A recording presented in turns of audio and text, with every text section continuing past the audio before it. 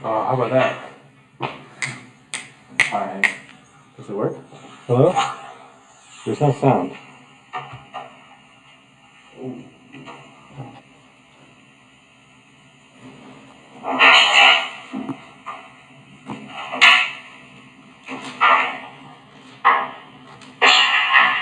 How about that? Hi. So it doesn't work. Hello? Okay. It appears to be working. All right. I think it'll record it so people can watch it later if they want. Because I know there were some people that wanted to come and couldn't. All right. So not a huge audience today, but that's fine. So I purposely didn't prepare anything. Okay. So I wanted to do just a couple problems. And this was almost going to be one of your quiz problems. And then I realized it was hard. And so I think this is a method of joints problem, but I don't want to do method of joints. I want to do it as a method of sections problem. And I specifically want to do something really easy, but it's going to seem hard. And let's try to figure out what the force in member BF is. So what do you think you would do?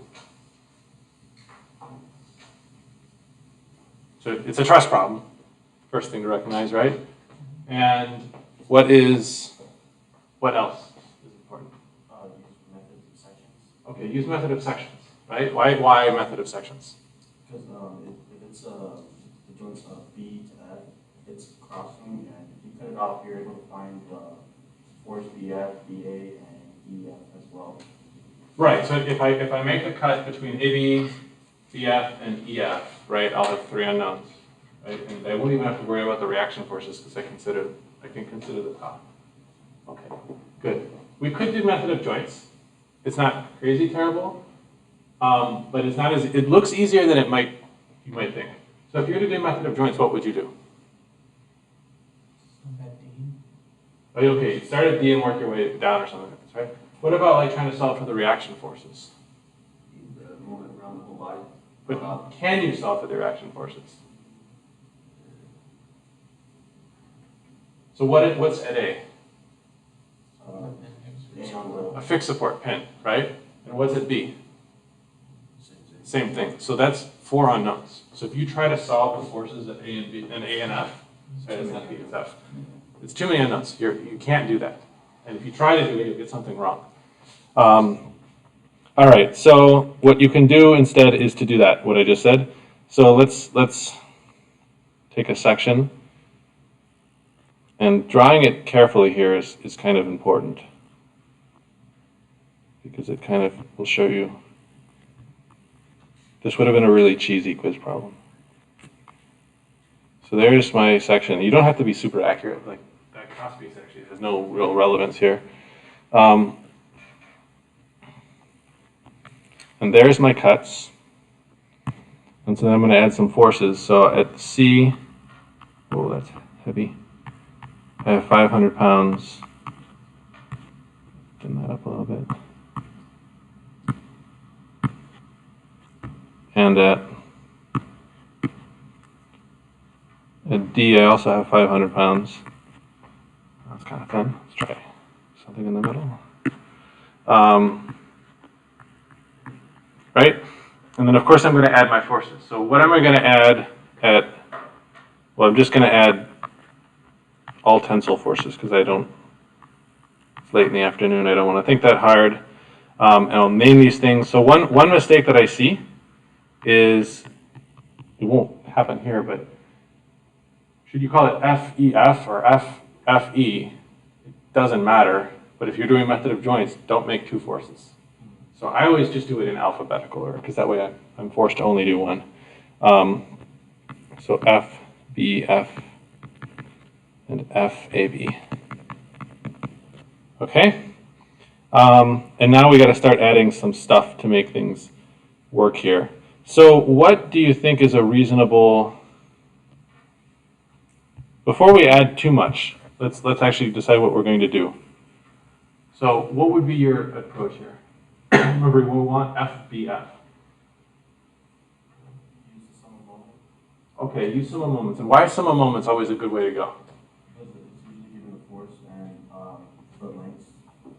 you're only given just, if you were to use, some moment at E, or no, at F, you would only have to solve for some force, or FAB, which is the only unknown force. Yeah, okay, so that's one good way to start. So one good way to start would be to take sum of moments about point, what did you just say? F, right? Yes.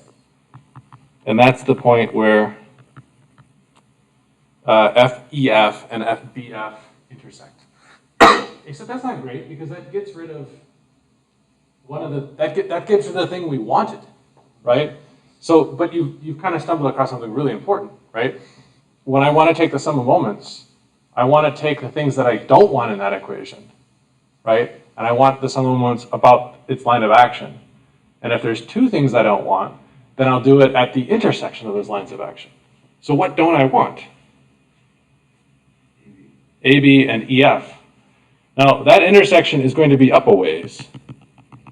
I don't know if this is to scale, and it doesn't matter. So I'm going to call this point, I don't know, P. Right? And at that point, AB and EF intersect. And you should see something really quickly emerging here. Like this is a very trivial problem. Right? So at P, what are my sum of moments going to look like?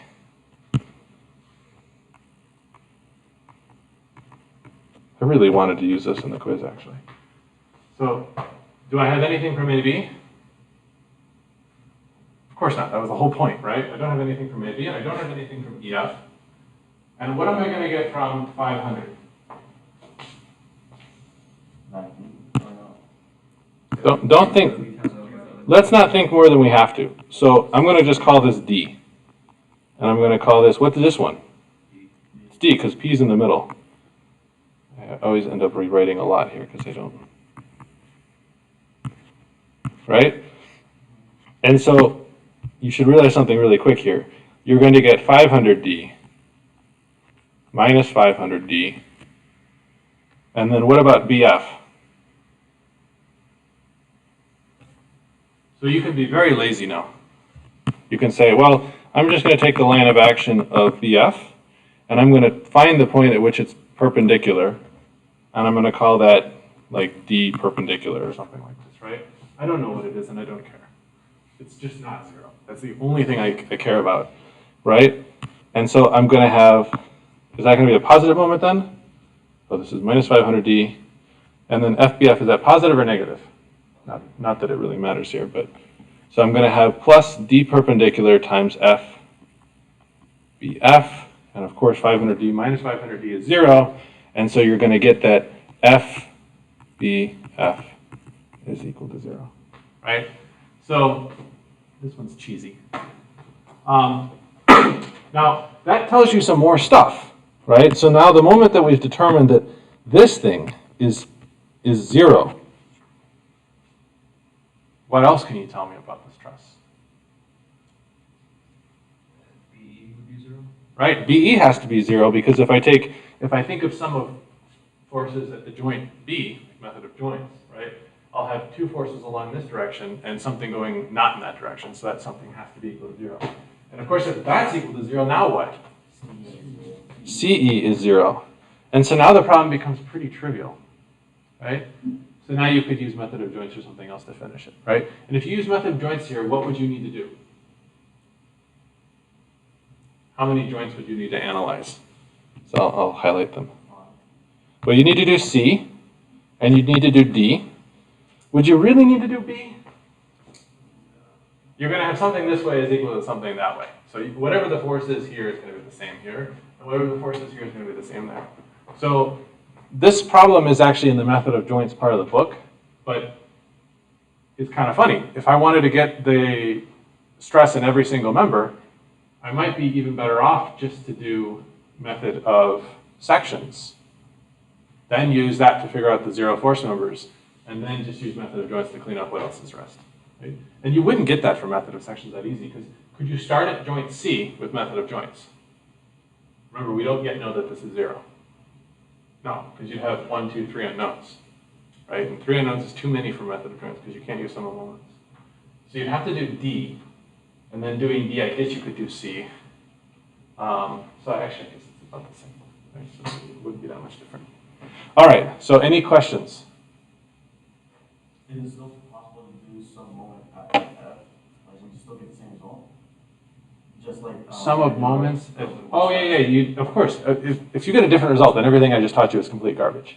So, no, like, it would work. So if you did sum of moments at point F, you would get F to be whatever it might be, right? And then you would have to do, and that's nasty. This is why I didn't make it a quiz problem, actually. Because then if you do sum of moments here, you get this. You have to do sum of forces in X and Y and solve a 2x2 system of equations. That's what I did on the quiz. That's why I was confused if it was right or not. So you might be okay, but yeah, like you want to do it in the most direct way possible, right? Because there's time limits. Okay, so any other questions with that? General strategies? Just like off first looks of like if you're about to do this problem, how would you like think about if you want to do like sections or joints? So if you want to know what we're like telegraphing for you to do, look at the there's no problem statement here, but look at the problem statement. If the problem statement says calculate the force in each member, then probably you're going to do method of joints, right? If it says calculate the force in a particular member or like 3 members if we really want to be obvious, right? Then you're going to do method of sections, right? And when you do method of sections, this one isn't such a great, actually it would work. So another thing you could do, right, is you could do method of sections and take sum of moments at P like we just did. And like, let's say we wanted to know everything then. Well, you could then also take method of sections at F, right? And that would give you F at B. And then you could do method of sections at A, and that would give you FEF easily because we already know this is 0, right? So there's a lot of different ways you can do that. And I think because of symmetry, this force and this force, yeah, have to be equal. So actually, there's only really one unknown force, and then we'll go 2, I guess. So CD you wouldn't know, and then everything else has to be equal. Right? So this problem is like, I actually spent a lot of time trying to solve this problem at different, because when I get the quiz problem, I write, because it's 2 different quizzes, I write the method of sections way, I write the method of joints way, and I want to make sure that if one quiz is easy one way and hard the other way, the other quiz is easy and hard the other way, and not like totally different. So I solved this problem a number of times. So I lied a little bit. I did prepare on this problem. So with I guess it doesn't pertain to like trusses, but like with these things in general, like a lot of the problems from statics require like a lot of like strategy. Yeah. In terms of like, like you can take it by joints or you don't take it at point P.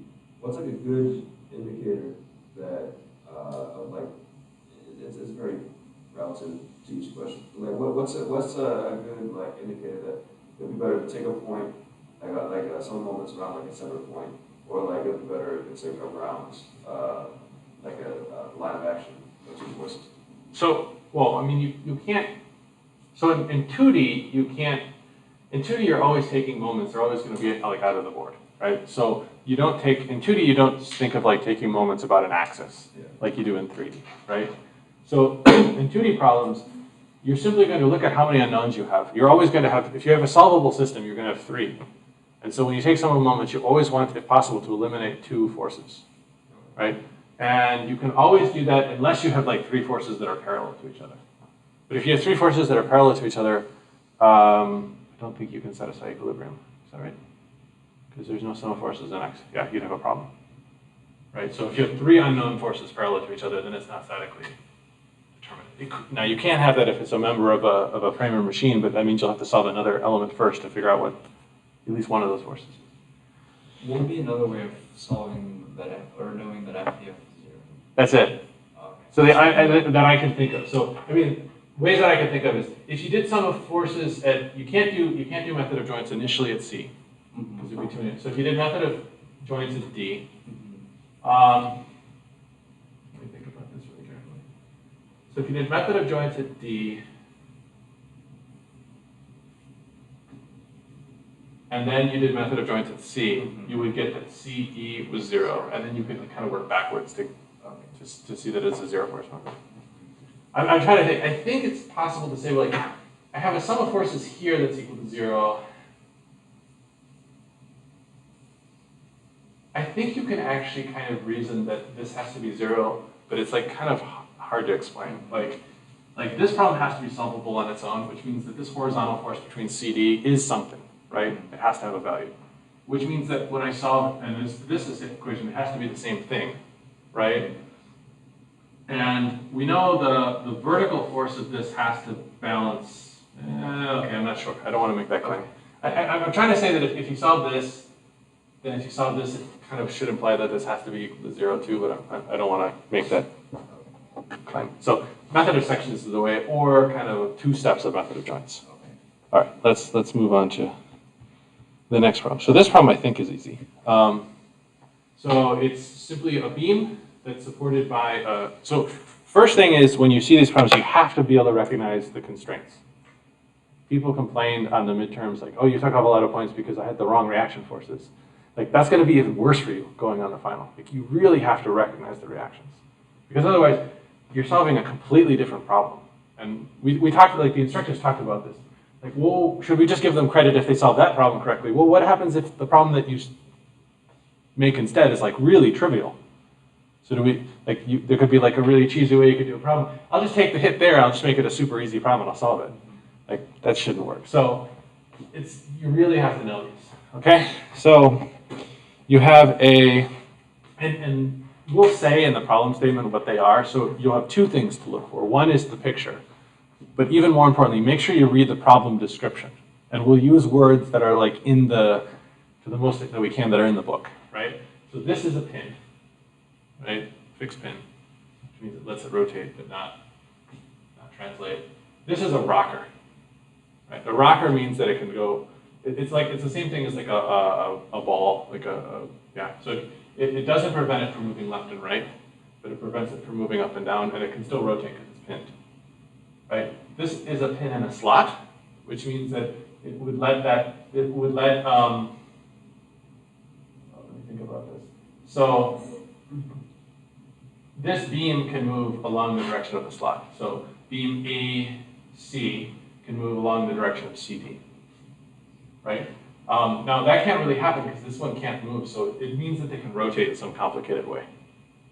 But the relative motion would be along that. And then CD, well, we already have that one. And then a D, it's another pin, right? Okay, so what do you want to do for this one? Yeah, but let's think about like, let's kind of count in our head. Because we want to, it's ideal to solve the problems in the order in which you can solve them, right? As opposed to just writing out tons of free body diagrams because you may not need some in the end, right? So if we look at ABC, how many unknowns is that going to have? Good, 4, right? 2 at A, 1 at B, and 1 at C. Directions will be weird, but that doesn't matter. What about CD? 3, so CD should be where we start, right?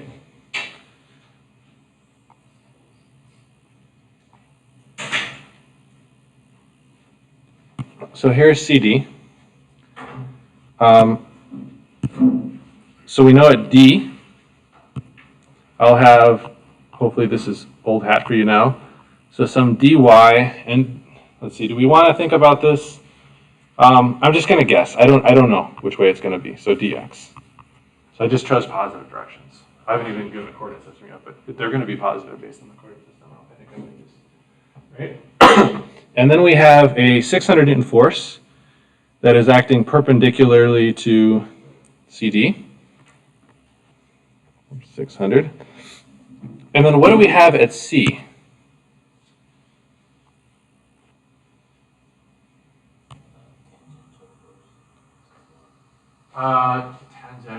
Tangential would be along CD. It's perpendicular because this can let things slide tangentially, right? So we'll have another perpendicular force which will be parallel to our 600 Newton force at we'll call this just force C, okay? Let's see, I think we can do something really cheesy here. Cheesy is my new word today. So we know that this is perpendicular and we know that this is perpendicular. And so what do you think the strategy is here? Not necessarily. What's the easiest thing you can do? Take the moment around D.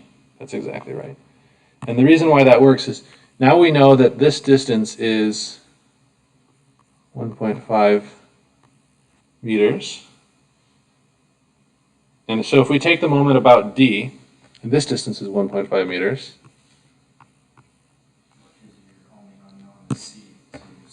it's even better than that. I don't have to resolve it into components. Right? So if I take the sum of moments at d is equal to 0. Right? So this 600 Newton force is acting perpendicular to CD at a distance of 1.5. So it's just 1.5 times 600. By the way, I'd rather you write like 1.5 times 600 than 900 because of like, if you're anything like me, you'll screw that up, and I won't know where it came from. So when we're grading, I was like, what's going on here? Whereas if you blow it after that point, at least we're like, okay, he knew how to set up the moments correctly. Like, it's better for you to show me that you know how to calculate moments than do multiplication. That's out of my hands at this point. All right, and then C should be a negative moment. It has to be, right? It's in the opposite direction. And so C will be 3C. So you're right, if it's 900, then C should be equal to 300 newtons. Okay? Now, I just copied these problems without looking for what was asked for. But if the problem wasn't asking for what's happening at D, you could be like, well, I don't care. I'm not going to calculate it, right? Now, let's see here. Which it would still be pretty easy, because then you just sum your x and sum your y. Yeah, can we skip it though? Because it's easy, but it's tedious, right? Because then I'm going to have to do all these angles. Right. Although the angles are kind of nice on you, it's 45 degrees, so if you make mistakes, it should still be right. We're just trying to find all the unknowns, right? I don't know. I only copied the picture, so I don't remember what the question is. Would this be a sort of test question, like if you would solve What's that? what he was asking, like, So that would be great for a test question. Is maybe we might just ask you what's the reaction at pin A, right? Which if you're clever, then lets you skip D. So let's approach it like that, because I think everyone hopefully should be comfortable getting the reactions at D at this point, right? So let's approach it like that. Let's assume that we only care about the reaction at pin A, right? And so now since I know C, now life is good. Because now I can draw my free body diagram of ABC. Oops. So I have point A. That's about in the middle. That is in the middle. And C. I know that C has to be which way? Yeah, down and to the left because of Newton's third law. B, I don't know. I'm going to assume that it's pointing up. It has no x components. I'm just going to write it as B, but it's along the y direction. And then A is going to be a y and a x. Actually, I know ax is going to go in that way because it has to cancel out C. And I was being sloppy before. We better put in some coordinate systems. And we're going to be reasonable. So like if you draw these things close to each other and you have one coordinate system, I'm going to assume that you're using the same coordinates for both. One thing to keep in mind here is that if, like, let's say C was a pin, not a pin in a slot.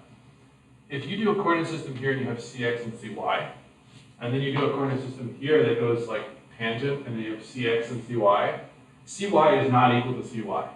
Right? To be more accurate, you should have like xy and then x prime, y prime. So probably you don't want to have different coordinate systems for different parts of your body. Here it would be okay because C is C. Right? The magnitude doesn't matter what the coordinate system was, but surely the components do. So just be careful about that. Okay, so what do we got here? I got to put some loads in. So we have... You said CX on that body would not be the same as CX on the other body. If the x direction were different for both. Oh, okay. Yeah, here it would be. Well, it would be equal and opposite. But so if you do a coordinate system that is like aligned up with ABC, and then you do a different coordinate system that's lined up with CD, Okay. then your CX on this one would be, a different direction than the CX on this one. You can't just say they're equal to each other. that would get into something called like vector rotations, which you haven't seen yet. So it's not terribly hard, but please don't do it. I wouldn't do it that way. It would be confusing. All right. But here it doesn't matter because we only have the magnitude anyways. So here you could do different coordinate systems, but there's no need to because the moment equation was simple already. Okay, so good. Did I miss anything? I don't think so. And I didn't put dimensions in yet, but I haven't decided what I'm going to do yet, so that doesn't matter. Okay, so what do we want to do? Take the moment at A. Yeah, that's, I think, yeah, you might be tempted to say, oh, I want to take the moments at C because I want to get rid of I don't want to have to do the trig, but then I'll have too many unknowns. So let's take moments at A. Although if we wanted to know A, then we'd actually take the moments at B, but it's fine. We'll take the moments at A. So sum of moments at A is equal to 0. Because if you took moments at B, then the only one perpendicular would be AY. Yep. So, okay. Yeah. So in terms of like how many unknowns I have, there's no difference between A and B. It's true. Actually, I like, let's do it at B actually. I want to do it because I want to point out something that people often do wrong. Okay, so I'm going to take the sum of moments at B. So the sum of moments at B, and let's see, this distance is 2, and I need to know that this is 45 degrees, and this distance is 2. Okay. So I have that, let's do the easy one first. So minus 2AY, right? And then I have, what, doesn't matter, but sine of, that's also, C is going to also generate a negative moment, right? So we chose the wrong direction for A, I think. So I'll have times 2 C sine of 45. Am I done?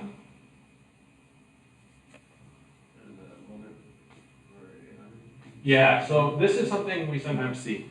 Like, I'm summing my moments at B, but this is a couple. It acts everywhere. It acts on the body. In fact, the fact that it's drawn at A is irrelevant.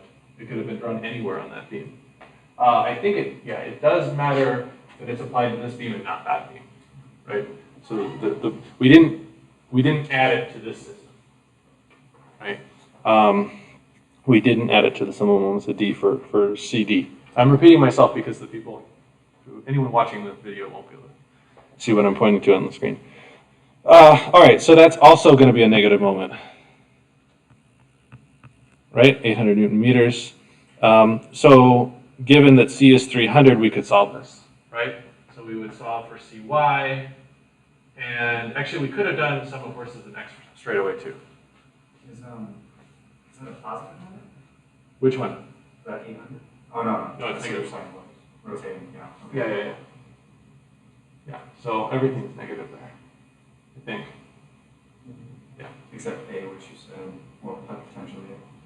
Well, the value of this thing has to be a positive number because everything else is negative. But this moment generated by A will be a positive number because A is actually pulling down. You'll get a negative value for A, so that negative 2AY will be a positive, has to generate a positive moment because every other moment in the system is clockwise. Okay, so again, I don't think we're going to finish it, but we'll kind of get a start here. If you guys want to sit on this side, I could turn. Actually, I thought I did. I mean, you don't have to sit on this side. Wow. Well, if that turns on, anyways. Okay. So I'm gonna move on to a little harder one.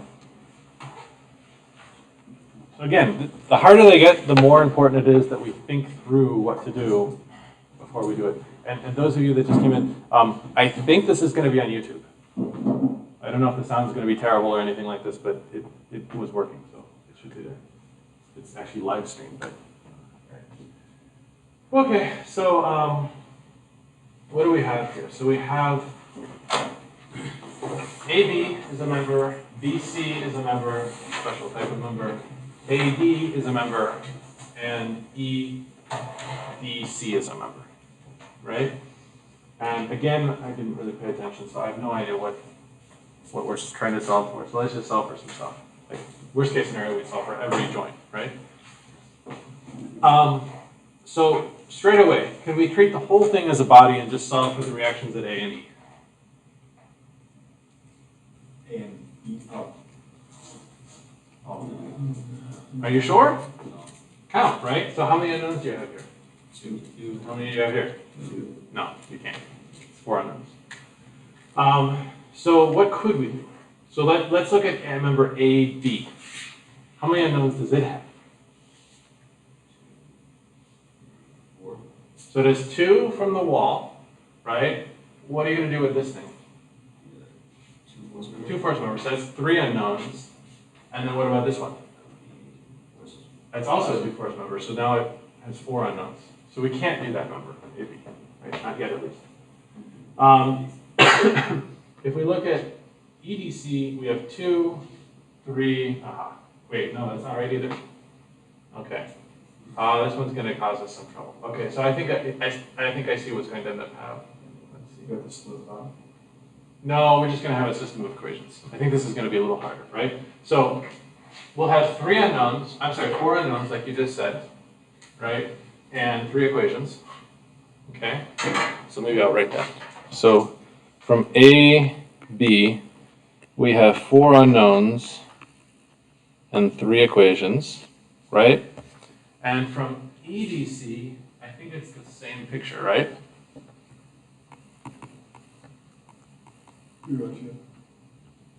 We have 1, 2, 3, 4 unknowns. I don't need to write all that up. And 3 equations. And that looks bleak, except that 2 of the unknowns are shared, right? So AD force will be equal to AD force, and BC force will be equal to BC force on those 2 members. So we have like 2 shared. And so that tells us that we're going to only have 6 degrees of freedom, 6 unknowns, and 6 equations, right?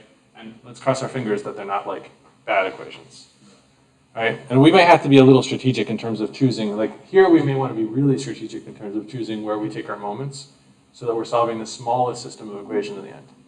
So this is like, again, I didn't look at this problem at all, so I have no idea what's going to happen here. All right. So we have A, B, and it's going to have force AX. Actually, I can see AY. And do we want to guess at which direction AD is going to act in?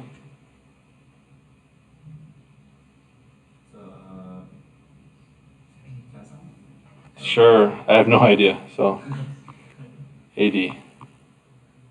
So F. AX would be towards the left hand. Right, so it's pushing down from the top. Yeah, you're actually right.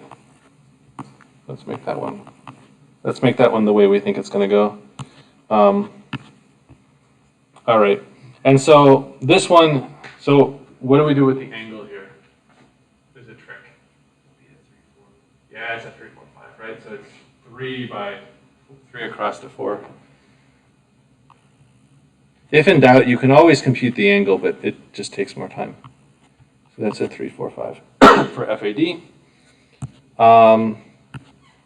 And then this distributed load, we can reduce it a couple different ways. Like you can treat it as 2 triangular loads. How is it 4? Because it's 2 down and 1.5 over. And so twice of 2 is 4 and twice of 1.5 is 3.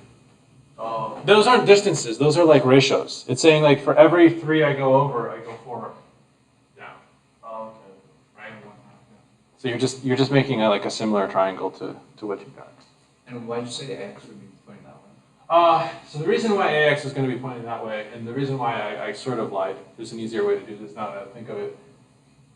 I told you you couldn't solve the whole thing as a single body, but you can get you can get something out of that.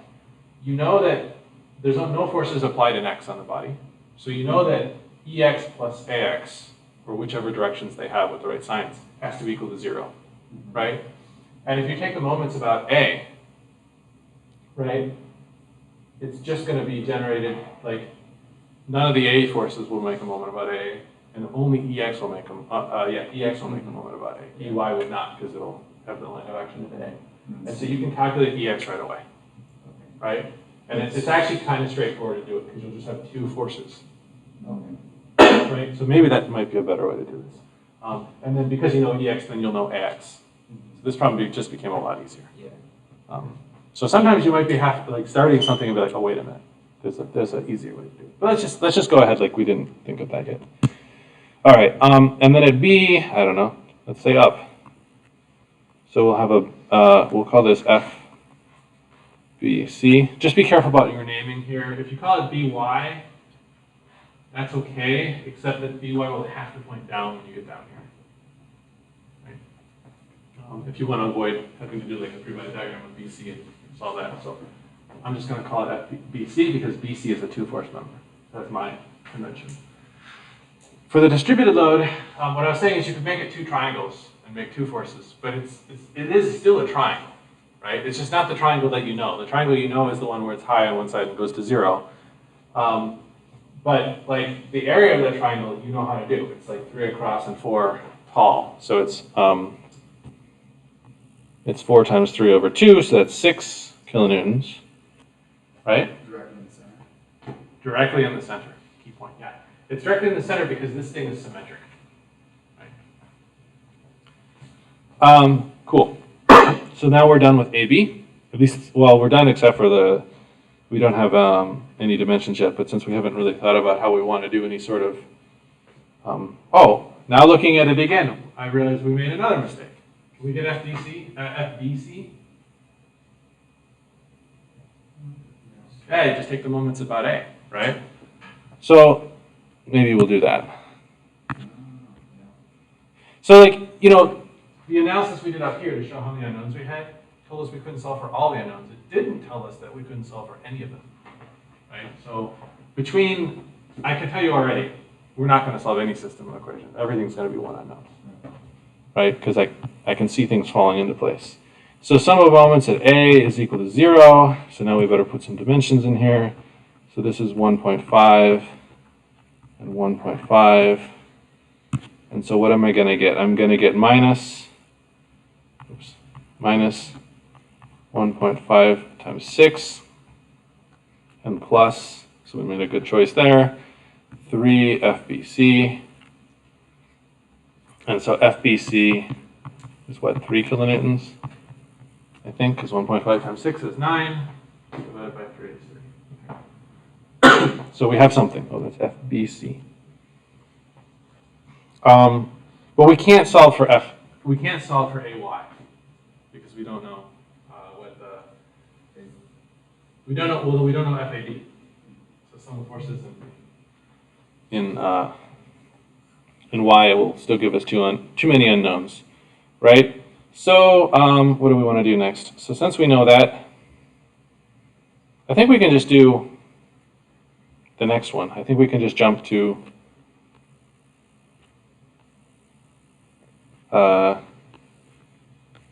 E, D, C. And one thing, I want you to kind of get from this is your approach could be really different than somebody else's, right? Like the order in which you do things, like we could do the whole body and get the X force. There's a lot of different ways you could do this. Like if you got AX by taking moments about E on the whole body, then you would solve for FAD.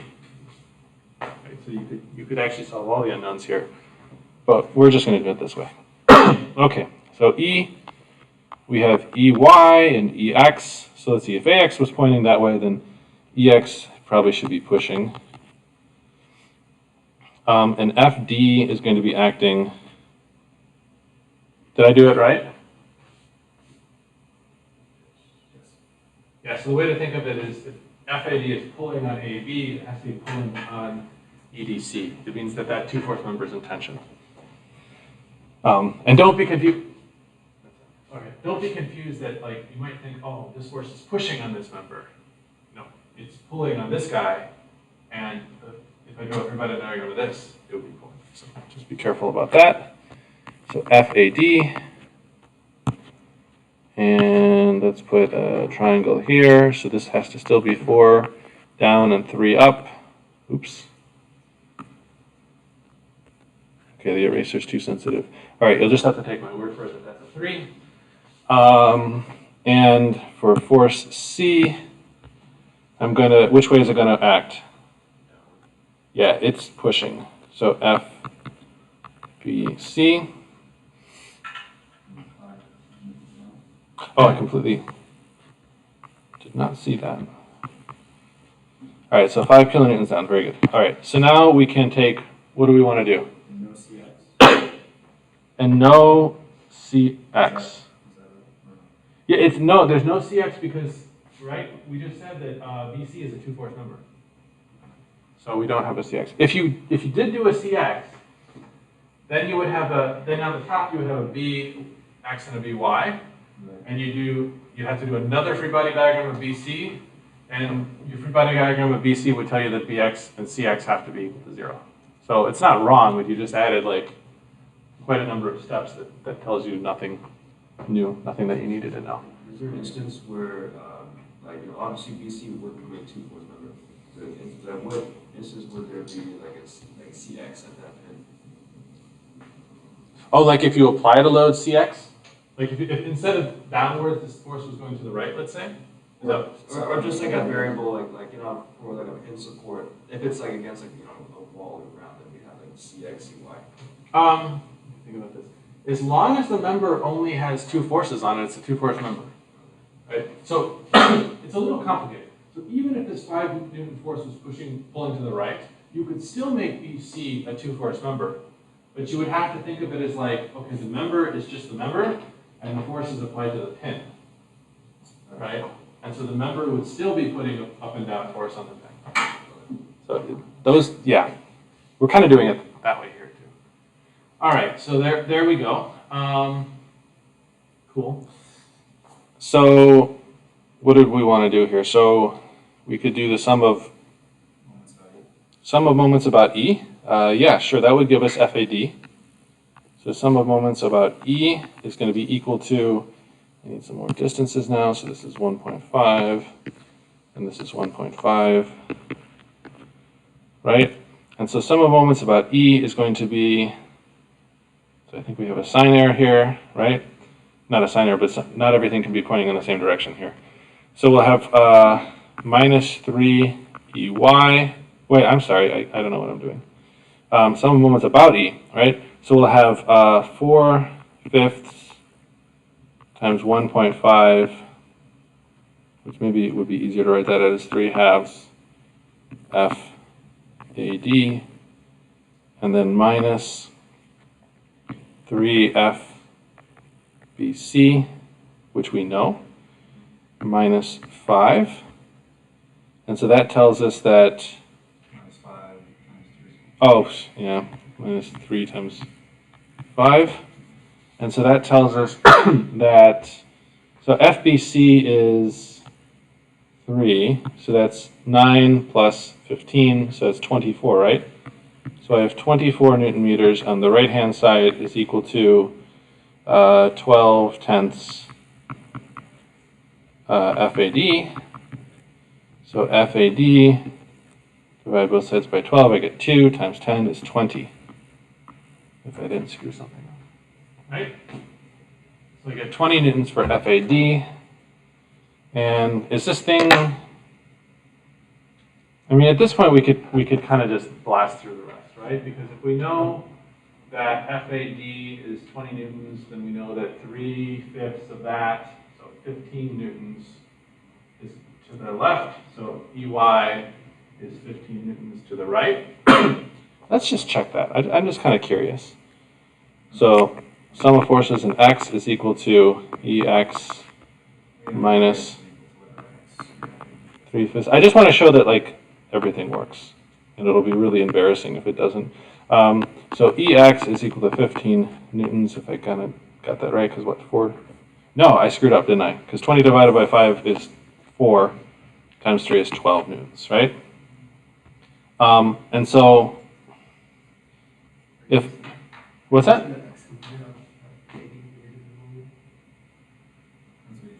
Yeah, sorry, I'm being sloppy and I shouldn't do that because I don't like it. I wouldn't like it if you did it, so. All right, so 12 newtons there. We can almost, okay, I am going to break my rules here. So AX is equal to 12. Oh, these aren't newtons, these are kilonewtons. So you can sum your forces out of in and across the 90 as well? Is that? So how did I do that? I did something that I didn't do. Is here's my whole body.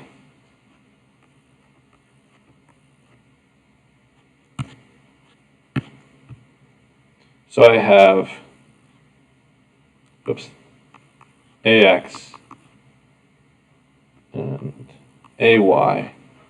I have to be consistent here. EY is up and EX is to the right. So AX would be negative. wait, no, we just said it was, we never solved for it, did we?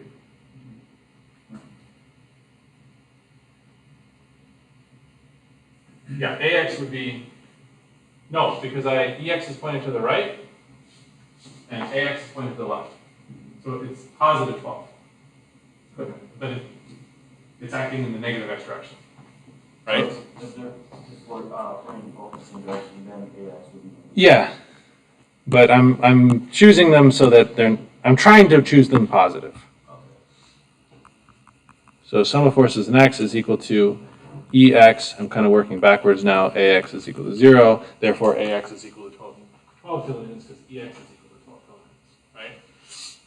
And what I wanted to show, and we're not done with this yet, is right in the middle of this thing, I have 6 kilonewtons.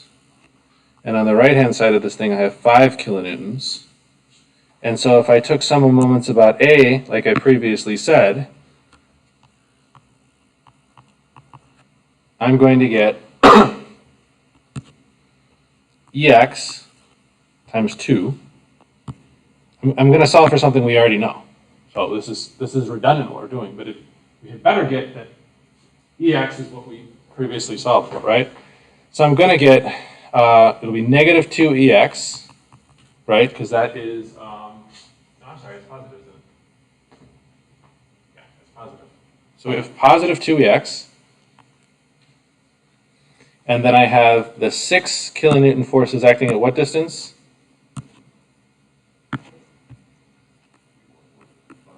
Yeah, 1.5, and that's another 1.5, so it's 3 is the other one. So I have, that'll be minus, right? So it'll be minus 1.5 times 6, and then minus 3 times 5, which is actually the same equation that we already just solved, right? And so, yeah, so this is minus 9 and minus 15. So that's minus 24 kilonewtons is equal, or just plus, is equal to 2 EX. So EX is equal to 12 kilonewtons, which is nothing new, right? That's what we'd already solved. It's just to show you that, like, it doesn't matter which piece you pick. So, so he was like saying that this is like Sudoku, right? You're trying to find like the missing cells and using certain rules. And so you have to be able to know, like, okay, I'm looking for these patterns that tell me that there's some opening here that I can exploit, right? So there's some things you can't do from the very beginning. There's some moves that aren't allowed. So you have 4 unknowns, you have to skip that section. But even if you have 4 unknowns, as you see here, you might be able to still get one of them, right? By using sum of moments at a strategic point. So what are the best set of rules to follow for defining zero force and two force members? Okay. That's the only part of it. Wait, zero. So zero force you won't see in. Let me back that up a step. So be very careful. Like, if this were a truss, you would say that AD were a 2 force, or AD were a 0 force member. But this is not a truss, right? Now, why would that be a zero force member? That's, I'm trying to get the reason behind. Well, if ED was one member and DC was another member, Okay. right? Then if you drew the free body diagram at the pin, you would get that, yeah, you would get that this force here has to be equal to 0. But this is just a solid thing. I'm trying to think of how I can explain this a little bit better. It's just the reasoning behind it. There's a concept here. There's a concept here that we don't teach in statics that you're going to get in 213. And so in statics, we this idea of method of sections or sectioning something, like cutting something and imagining what the forces transmitted through that member are, is really important. And you're going to really do a lot of that in 213. And so this is jumping ahead. We will not test you on this. But if I just imagine I'm going to cut EDC. I'm telling you this because I want you to know why you can't do it right now. So I'm cutting EDC, and EDC is not a two-force member, right? So if I cut EDC, I still draw a free body diagram the exact same way. So here's D, here's E. This is where I've cut it on the right-hand side of it. So E and D. So I actually saw this in, I don't remember where, a homework problem or something. Or maybe it was in, I think it was in the bonus question that was turned in already. So if we have F, AD, and whatever you guys turned in on like Monday or something. It was one of the frame problems. Some group did this. So if this is a two-force member, if you cut it, you would just add a tensile force, right? If it's not a two-force member, in this case it's like a beam element, you have to add three things.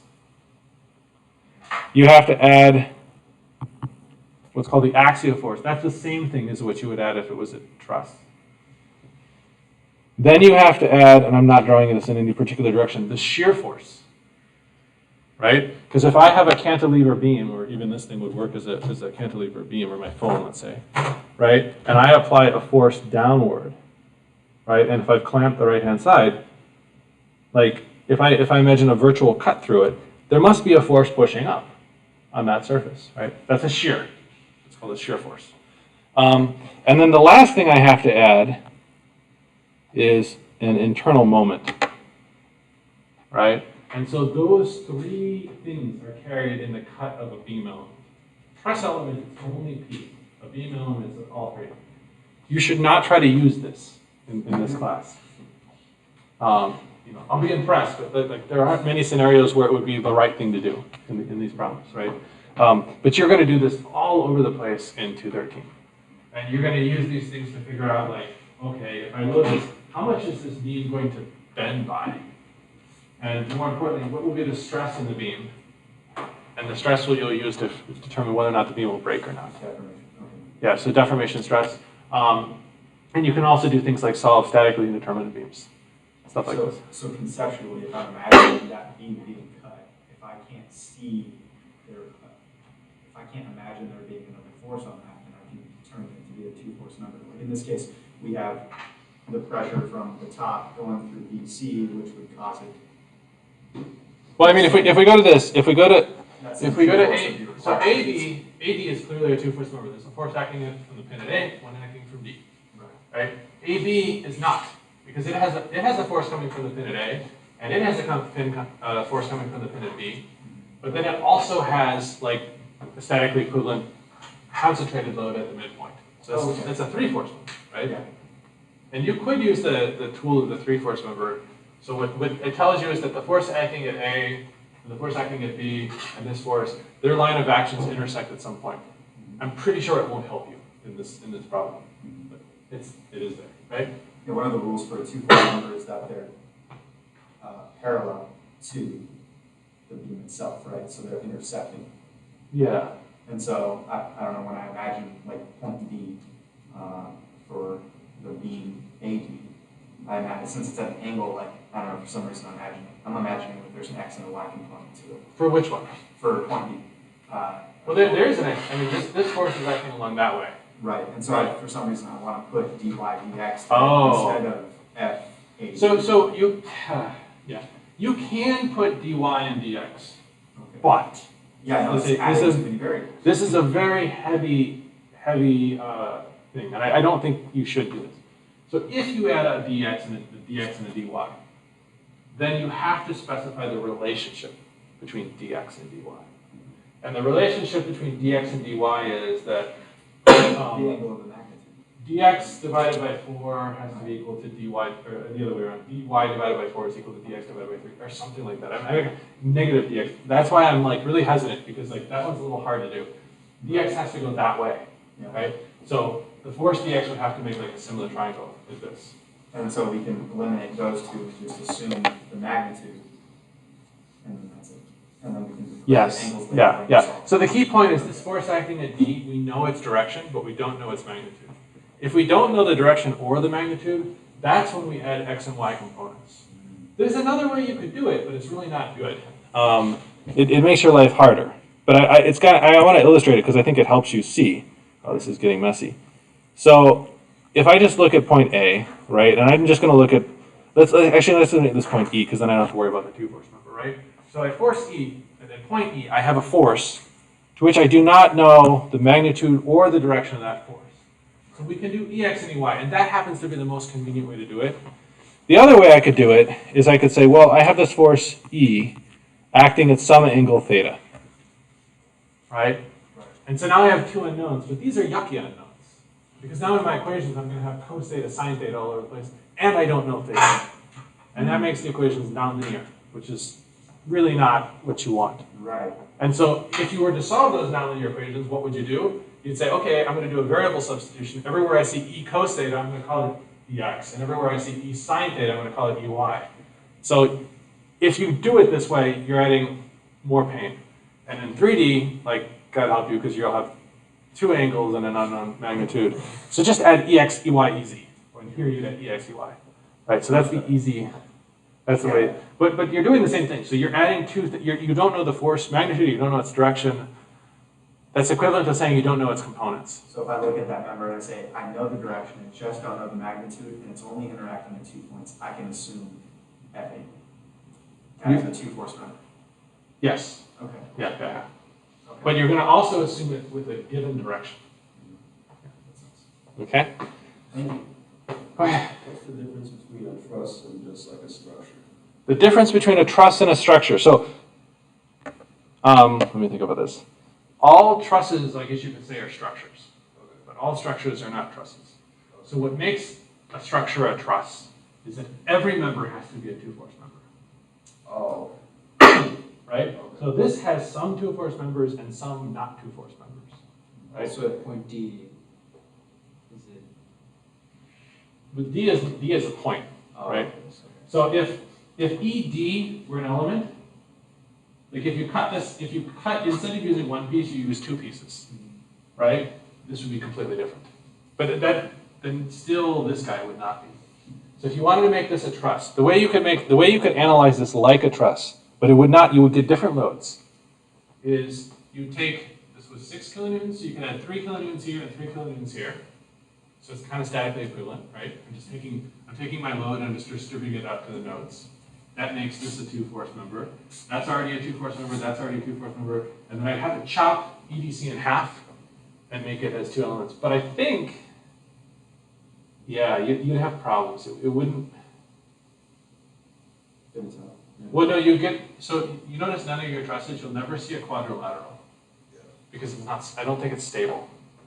So you would find that it would move under load. Yeah. One of these days, like, so we at the university, we have like good availability for laser cutter. So I've always wanted to make like little truss elements. The problem is that you can't really make a truss because like every time you, like this will be taller than the one below it. So like the pins would have to be tall, and if it's too complex, it would, like the thickness would be weird. But yeah, I think like there's some opportunity that we